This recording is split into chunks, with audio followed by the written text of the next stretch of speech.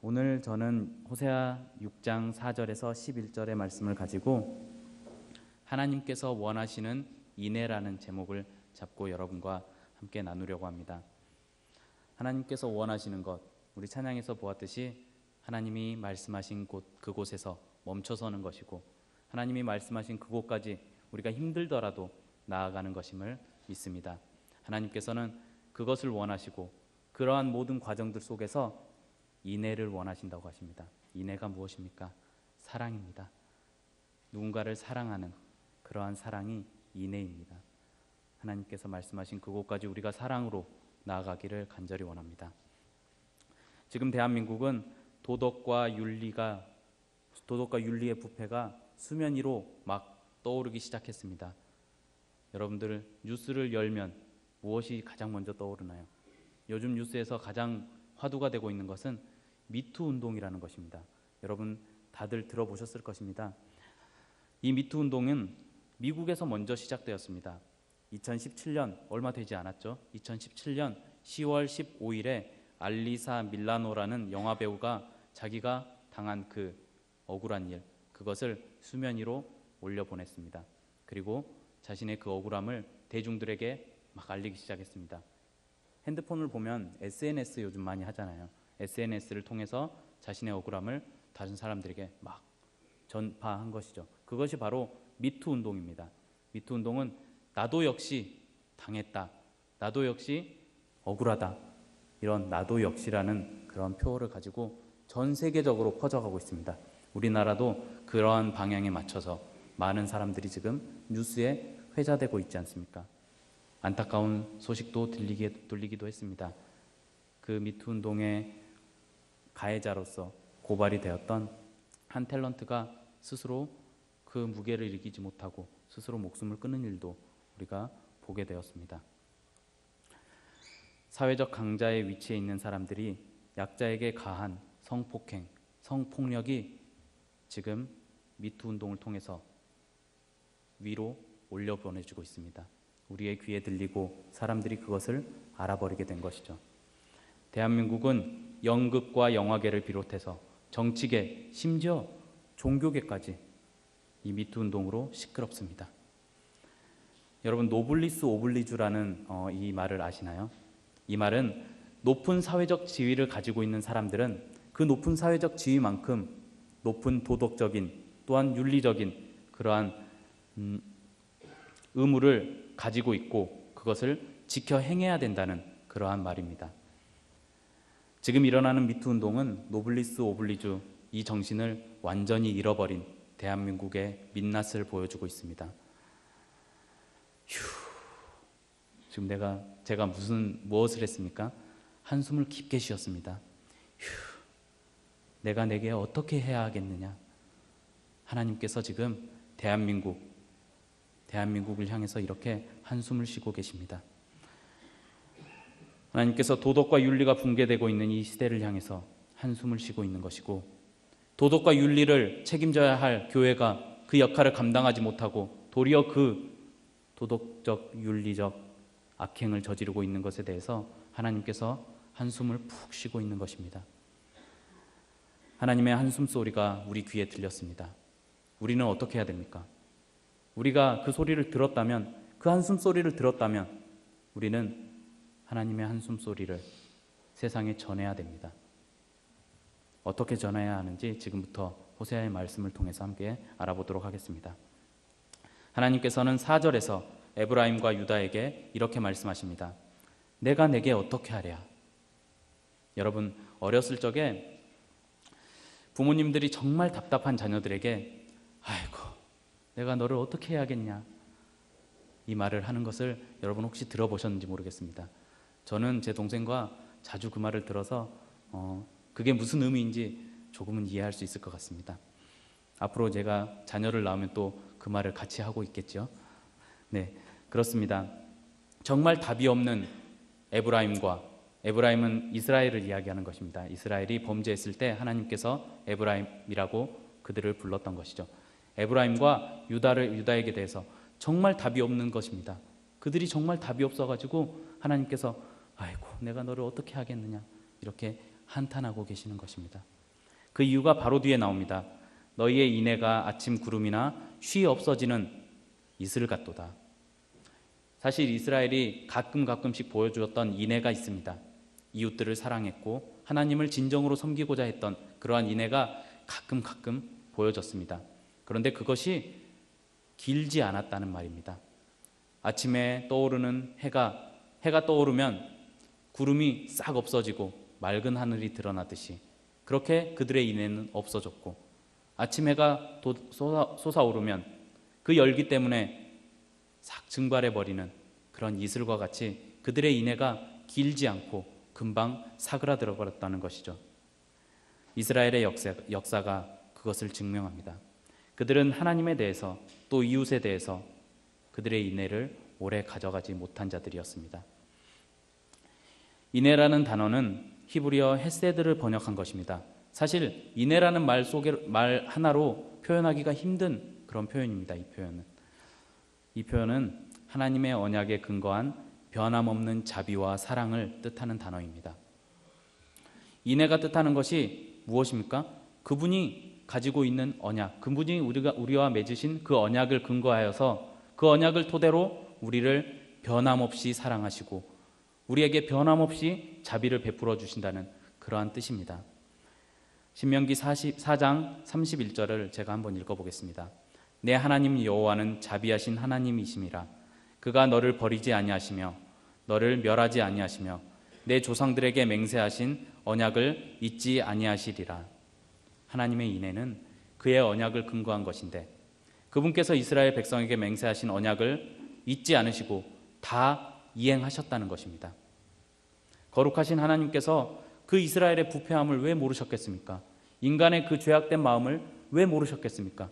그런데도 불구하고 하나님께서는 그들의 죄악된 모습 때문에 그들을 멸하시는 것이 아니라 그 하나님의 영원하신 언약, 그 약속에 근거하여서 그들을 멸하지 않고 보존하신다는 것입니다. 이스라엘은 이렇게 하나님의 인애 덕분에 멸절하지 않을 수 있었습니다. 그리고 하나님께서는 이런 이스라엘에게 자비와 사랑의 실천을 요구하셨습니다. 그것이 바로 십계명입니다. 내가 너희를 이렇게 사랑으로 구해내었다. 너희가 이제 나를 본받아 나의 사랑을 이웃에 전하는 자들이 되어라. 하나님께서 요구하실 만하지 않습니까? 하나님께서 자신의 인애를 한없이 부어주신 그들에게 너희가 나를 닮아서 이 인애를 실천해 보아라. 이렇게 말씀하고 있는 것이죠. 그런데 이스라엘은 그 하나님의 요구를 보란듯이 툭 걷어차버립니다. 그것을 듣지 않았습니다. 우리가 사사기 책을 보면 그것이 어떻게 드러나는지 알 수 있습니다. 그들이 고난받을 때 하나님께 부르짖습니다. 하나님 도와주세요. 그러면 어떻습니까? 하나님께서 언약을 기억하시고 그래 내가 저들을 살려야지. 그것을 기억하시고 사사를 세우셔서 그들을 구원하셨습니다. 사사가 살아있는 동안에 이스라엘은 하나님을 섬깁니다. 잠깐의 인애를 베풉니다. 그런데 어떻습니까? 그 시간이 지나고 조금 지나자 그들은 다시 범죄하기 시작합니다. 하나님을 떠나버리고 인애를 버려버린 것이죠. 그리고 나서 또 그들은 고난이 찾아옵니다. 그들의 죄악으로 인해서 찾아오는 고난을 그들은 또 부르짖습니다. 고난받고 부르짖고 구원받고 다시 범죄하고 고난받고 부르짖고 사사기의 역사는 계속해서 돌아가면서 자기가 원하는 대로 자기 소견에 옳은 대로 그렇게 행하는 역사를 우리에게 보여줍니다. 인간은 똑같은 실수를 반복한다는 말이 있습니다. 이스라엘이 그 실수를 반복하고 있는 것이죠. 다만 이스라엘뿐만 아니라 우리 역시 그렇지 않습니까? 우리 역시 똑같은 실수를 계속해서 하고 있는 죄인들 아닙니까? 어떻게 해야 됩니까? 우리 이제 어떻게 해야 됩니까? 하나님께서 한숨소리를 보내시고 있는데도 우리는 그 죄악에서 벗어날 수 있는 사람들이 아닌 것입니다. 우리는 지금 사랑이 없는 시대를 살아가고 있습니다. 세대 간의 갈등, 빈부의 격차, 이기주의, 그것들이 만연한 시대에 우리가 살아가고 있는 것이죠. 타인에게 변함없는 인애를 베푸는 것은 마치 바보나 하는 짓이라고 세상 사람들은 말합니다. 그런 시대를 우리가 살아가고 있는 것이죠. 혹시 님비 현상이라고 들어보셨나요?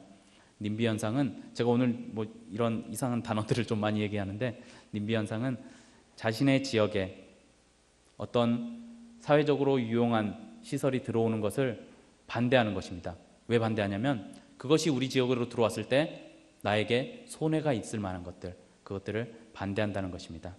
최근까지 수원시와 제가 살고 있는 화성시가 한 가지의 문제로 계속 다투었습니다. 그 문제가 무엇이냐면 군공항을 설치하는 문제에 대해서 계속 다투었는데, 군공항이 내 집 앞에 생기면 어떨까요? 이제 우리나라를 방어할 수 있는 군공항이 우리 집 앞에 생겼으니까 너무 좋다, 내가 사회에 공헌하는 것 같이 좋다, 이렇게 반응할까요? 대부분의 사람은 그렇지 않습니다. 군공항이 들어오면 어떻습니까?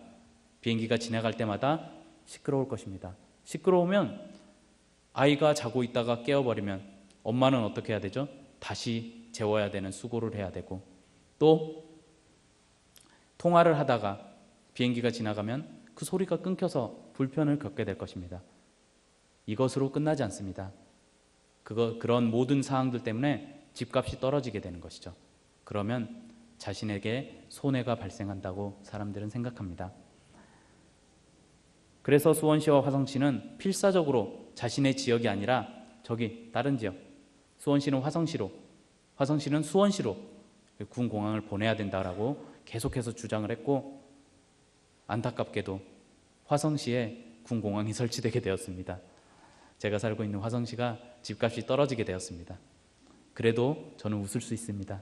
제 집이 아니니까요. 네, 그렇습니다. 이처럼 공익의 이익은 되지만 자신이 속한 지역에 전혀 도움이 안 되고 오히려 자신이 손해보게 되는 일은 반대하는 그런 이기적인 행동이 바로 님비 현상입니다. 이 모습이 우리의 모습 아닌가요? 여러분과 저의 모습이 그런 모습이 있지 않은가요? 내 돈, 내 명예, 내 자존심, 내 가족, 내 직장, 나 온통 나에 집중되어 있지는 않으신지요? 우리는 이 세상의 모든 존재가 나를 위해 존재하여야 된다고 이렇게 생각하는 사람들이 많이 있습니다.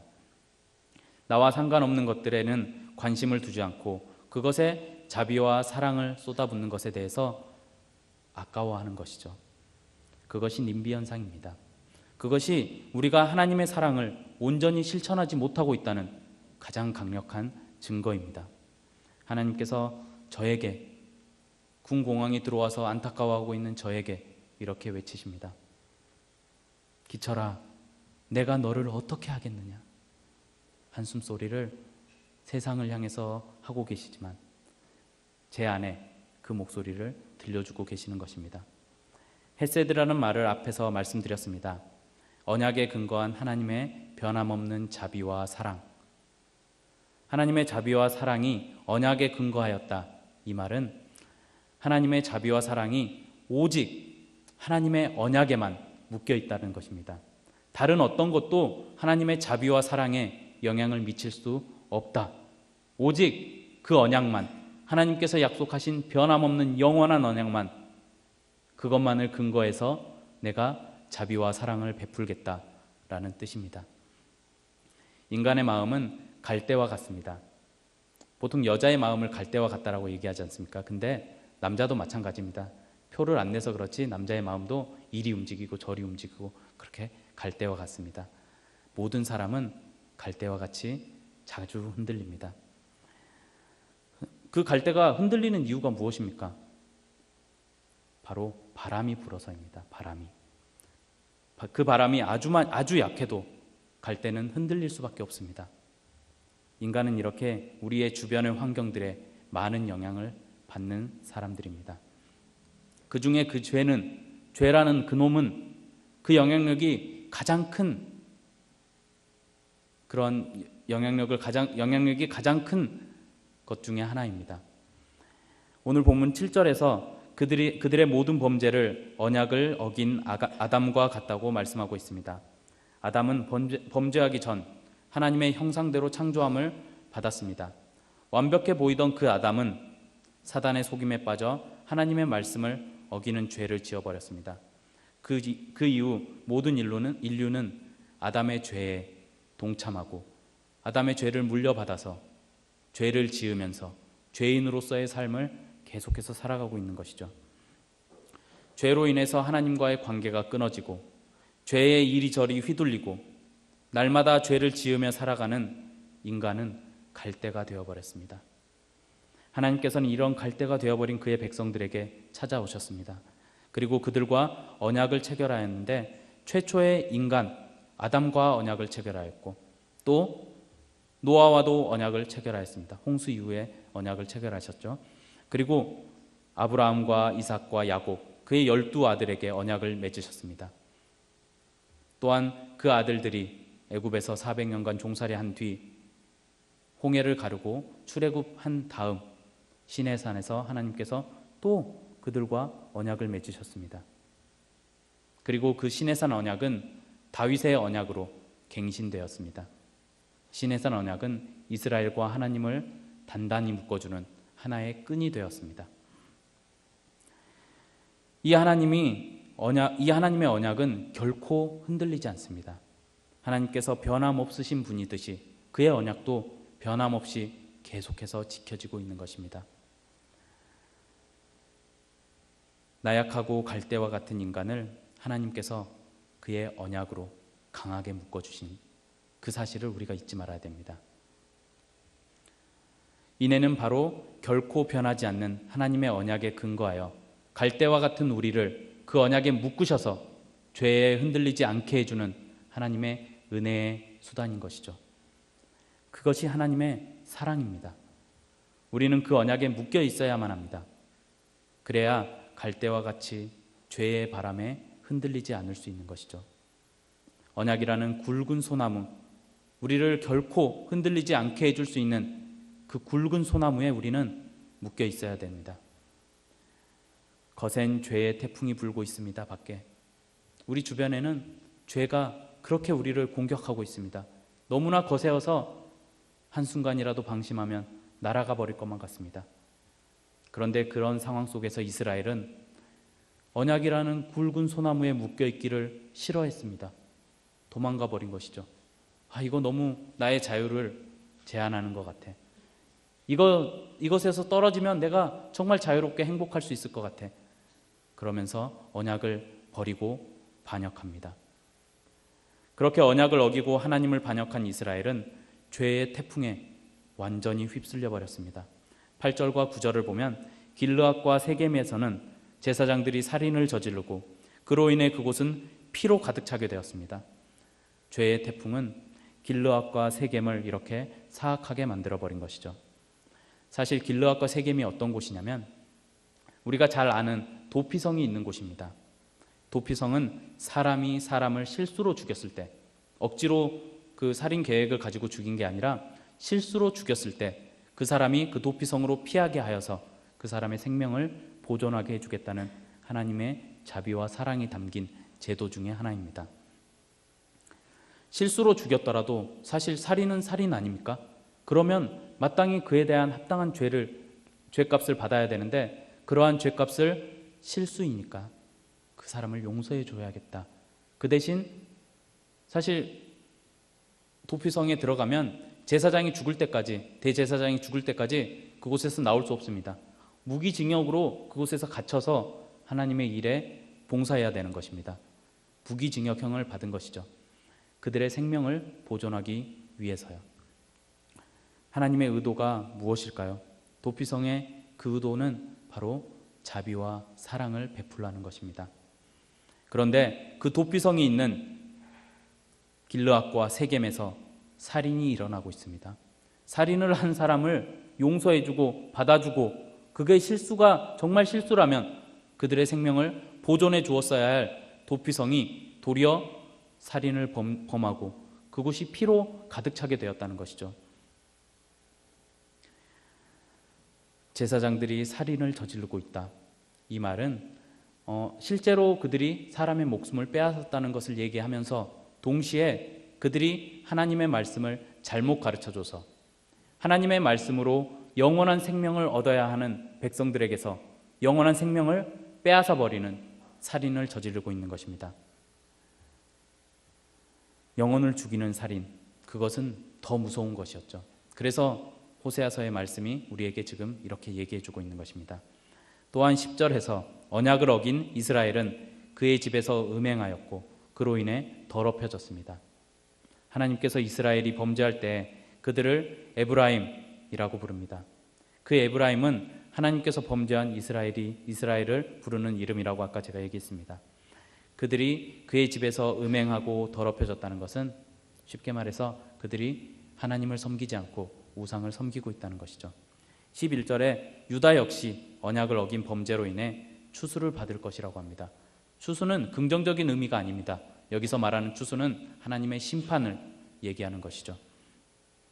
언약을 어기는 것 자체가 하나님의 말씀을 거역하는 범죄이며 언약을 떠난 그들의 범죄는 이후 그들의 모든 삶을 우상 숭배와 또 각종 도덕적, 윤리적 죄 가운데로 빠지게 하였습니다.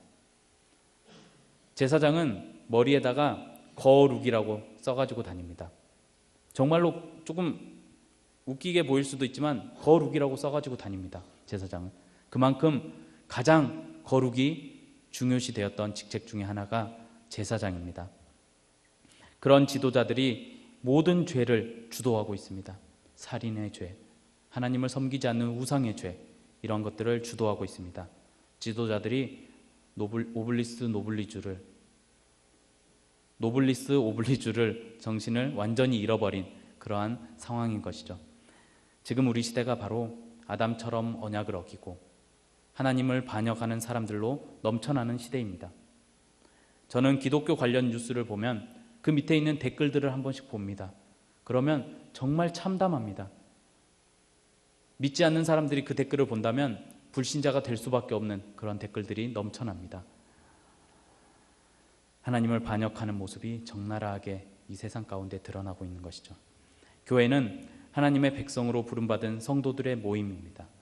그리고 그 성도들은 하나님의 왕 같은 제사장이 되어서 그리스도의 복음을 삶으로 살아내고 그 삶을 통해서 복음을 세상에 전하는 자들입니다.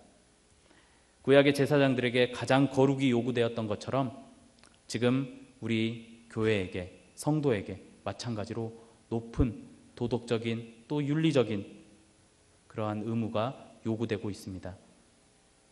그런데 지금 우리 교회가 세상에 엄청난 비난을 받고 있습니다. 왜 교회가 욕먹고 있냐고. 교회가 욕먹는 이유는 교회답지 않아서입니다. 하나님을 모르는 세상은 교회에 기대하는 바가 있습니다. 그런데 그 기대에 미치지 못하기 때문에 그들은 기회는 이때다, 지금이 교회를 공격할 때다 하고 그렇게 비난과 질책을 퍼붓는 것이죠. 우리가 이렇게 얘기할 수 있습니다. 사단이 지배하는 세상은 원래 교회를 미워하는 게 당연해, 이렇게 쉽게 넘어갈 문제이겠습니까? 그렇지 않습니다. 우리는 그 목소리조차에도 귀를 기울여야 됩니다. 교회는 세상을 하나님 앞으로 인도해야 되는 제사장들입니다. 우리에게는 노블리스 오블리주보다 더 높은 도덕적이고 윤리적인 의무들이 있습니다. 그런 우리에게 하나님께서 원하시는 것은 6절의 말씀처럼 인내입니다. 그리고 하나님을 아는 것입니다. 이 두 가지는 다른 것이 아니라 하나님을 알아야만 그 하나님이 보여주신 인내를 우리가 실천할 수 있는 것이죠. 인내는 언약에 근거한 하나님의 변함없는 사랑, 제가 계속해서 얘기하고 있습니다. 우리가 그 인내를 실천하기 위해서 어떻게 해야 될까요? 하나님께서는 인내를 우리에게 베푸시기 위해 언약을 맺으셨고 그 언약을 굳게 붙잡으심으로 변함없는 자비와 사랑을 베푸셨습니다. 하나님께서 아담과 맺으신 언약은 그 근본 정신을 그대로 둔 채 계속해서 발전해 나갑니다. 시내산 언약에서 그 절정이 이루어진 것이죠. 그 언약은 하나님을 사랑하고 사람을 사랑하라, 그 두 가지로 요약이 될 수 있는데 그것이 바로 예수 그리스도를 통해서 성취되었습니다. 인간의 나약함은 하나님과 맺은 언약을 완벽하게 지켜낼 수 없습니다. 그 사실을 하나님께서는 이미 알고 계셨습니다. 그래서 창세 전에, 모든 것들을 만드시기도 전에 우리에게 하나님의 그 예수 그리스도를 보내시겠다는 하나님의 새로운 언약을 가지고 계셨던 것입니다. 그리스도께서는 하나님의 언약에 근거하여 오셨고 그분의 변함없는 자비와 사랑을 우리에게 부어주셨습니다. 바로 십자가 위에서 그 사랑을 부어주신 것이죠. 그로 인해 우리는 언약의 수혜자들이 되어서 영원한 생명을 받게 되었습니다. 그 영원한 생명은 세대를 거치고 많은 신앙의 선배들의 희생과 수고를 거치면서 우리에게까지 전해질 수 있었습니다. 바로 우리가 가진 믿음은 예수 그리스도의 인애의 결과이며 우리 믿음의 선배들이 그 믿음을 지키기 위해서 흘린 피 덕분입니다. 그렇게 구원받은 우리에게 하나님은 동일하게 인애를 요구하고 계십니다. 기독교는 하나님을 아는 만큼 성장합니다. 하나님을 안다는 것은 그분의 인애를 깨닫고 그 인애를 실천하는 것입니다. 신앙의 성장을 위해서 우리는 하나님의 언약이신 그리스도를 더 알아야 되고 그분을 더 사랑해야 되며 굳건한 반석이신 그분에게 딱 달라붙어 있어야 되는 것이죠.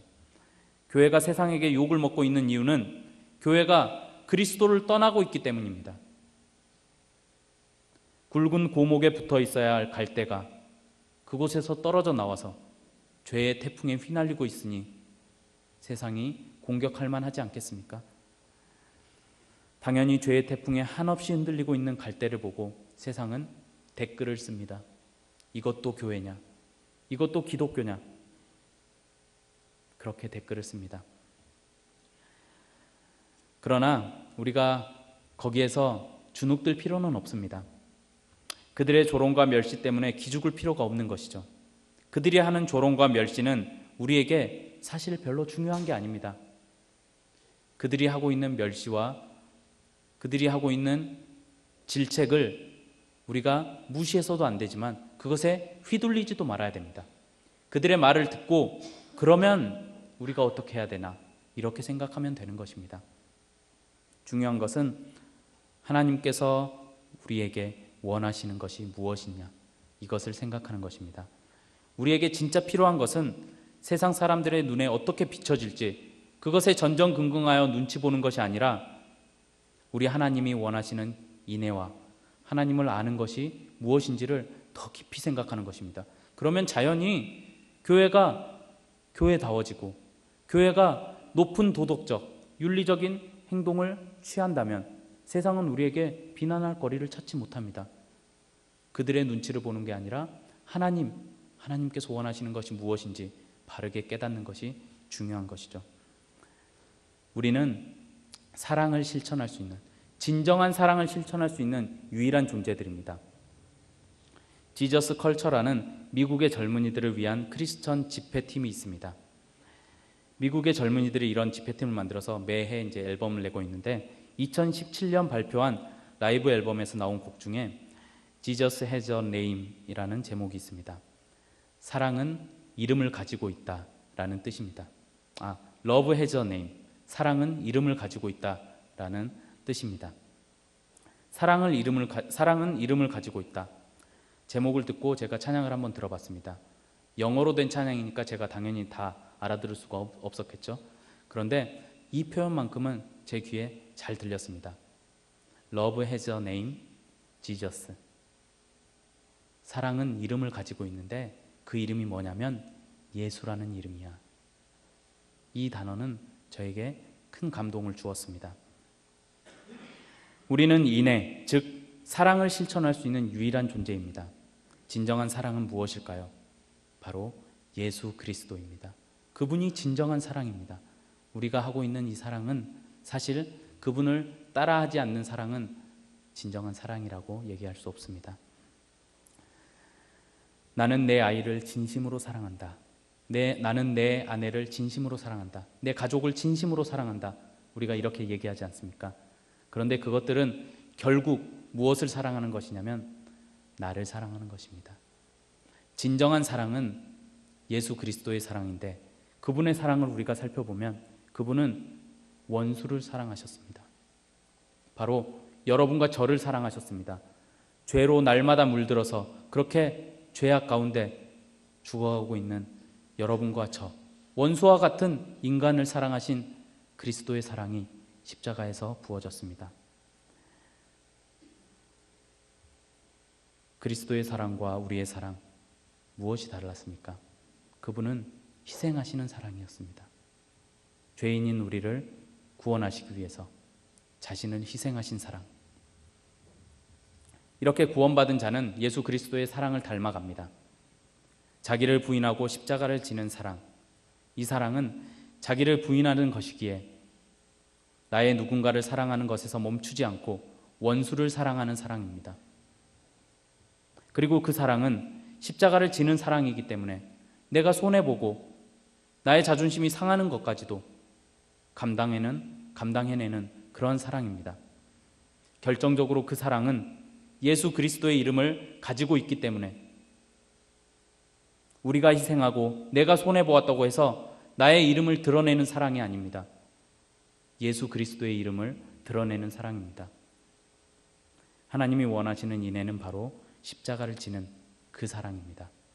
세상이 우리를 멸시하고 조롱할지라도 우리는 그 세상이 할 수 없는 예수라는 이름을 가진 사랑을 그들에게 전하는 것이죠. 그 사랑은 힘들고 때로는 욕을 먹기도 하고 자존심이 상하기도 하는 사랑입니다. 그렇지만 그것은 그들에게 없는 믿음을 가진 우리의 특권입니다.